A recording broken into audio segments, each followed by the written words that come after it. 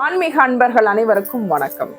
நாம இப்ப வருகின்ற எபிசோடுகள்ல என்ன பார்த்துட்டு வரோம்னா, நவகிரக ஸ்தலங்கள் கும்பகோணத்துல மட்டும் இல்லாம காஞ்சிபுரத்துல மிகவும் சக்தி வாய்ந்த பரிகார ஸ்தலங்கள் இருக்குது.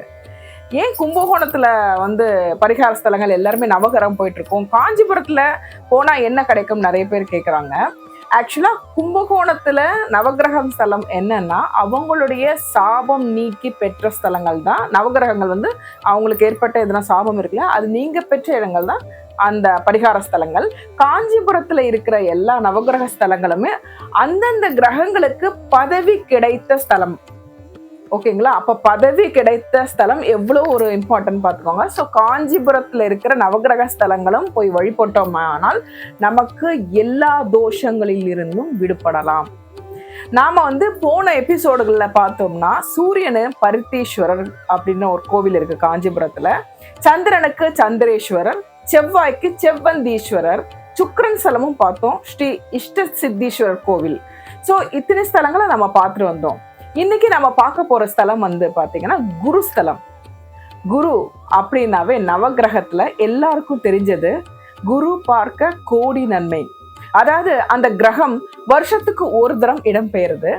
அந்த கிரகம் எந்த இடத்துல நின்று பார்வை பெறுகிறதோ அந்த கிரகம் வலு பெறுகிறது அப்படின்னு ஜோதிடர்கள் சொல்றாங்க. பார்வை அவருக்கு அவ்வளவு பலம்.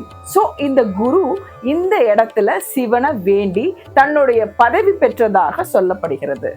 காஞ்சிபுரத்துல இந்த கோவிலை நிறைய பேர் குருஸ்தலம்னே சொல்றாங்க.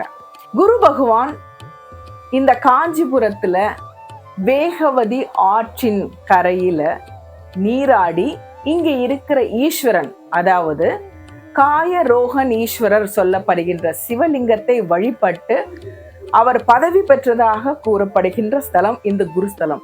மிகவும் சக்தி வாய்ந்த ஸ்தலம். காஞ்சிபுரம்னாவே தெரியும், தொண்டை மாநாடுல மிகவும் சிறப்பு வாய்ந்தது.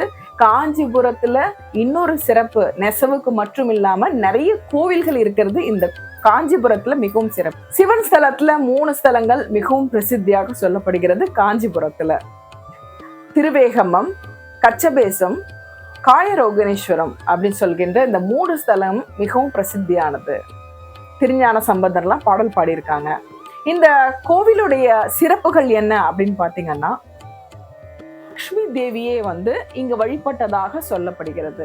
ஆதி காலத்து முன்னொரு காலத்துல சிவபெருமான் பிரம்மனுக்கும் திருமாலுக்கும் இறுதி காலத்தில் அவர்களுடைய உடம்பை ஒடுக்கி அவர்களை உடம்பை சுமந்து திருநடனம் ஆடியதாக சொல்லப்பட்ட ஸ்தலம்.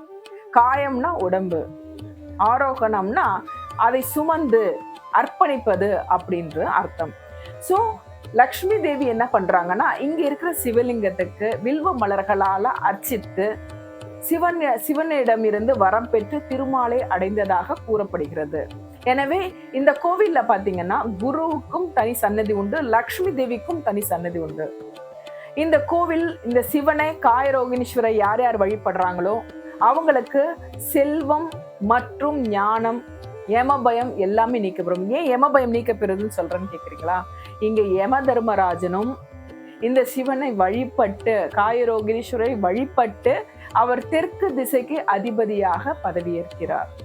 இவ்வளவு சிறப்பு வாய்ந்த இந்த கோவில் அவ்வளவு மகத்துவம் நிறைந்ததுங்க. கண்டிப்பா காஞ்சிபுரம் வந்தீங்கன்னா இந்த காயரோகினீஸ்வரரை வழிபட்டு உங்களுடைய எல்லா பிரச்சனைகளிலும் விடுபடுங்க.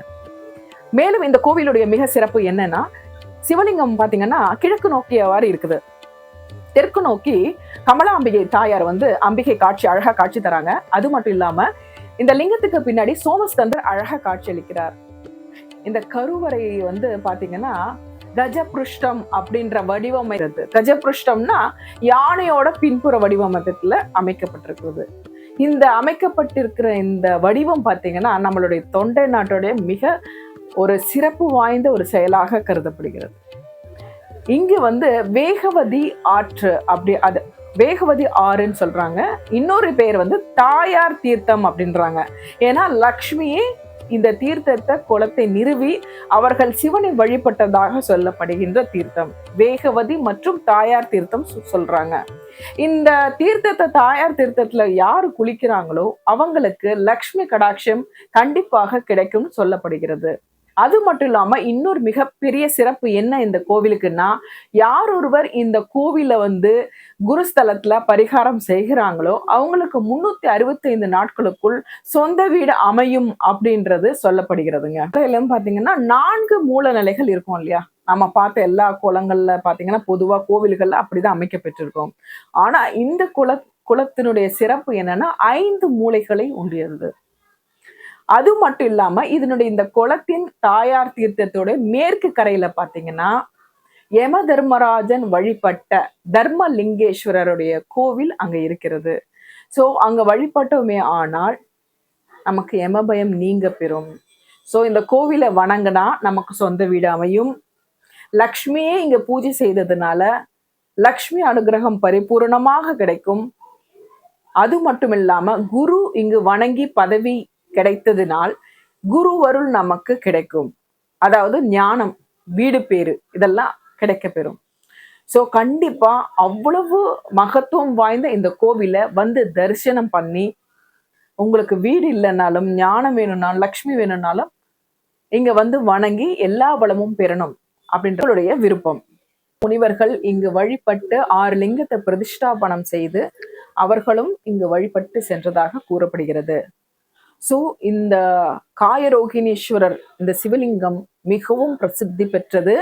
காஞ்சிபுரத்துல அழகா காட்சி தருகிறார். இந்த குருஸ்தலத்துக்கு வந்து அனைவரும் வணங்க வேண்டுகிறோம். மேலும் இது போன்ற வீடியோக்களுக்கு எங்கள் சேனலுக்கு சப்ஸ்கிரைப் செய்து லைக் செய்து ஷேர் செய்யும். நன்றி, வணக்கம்.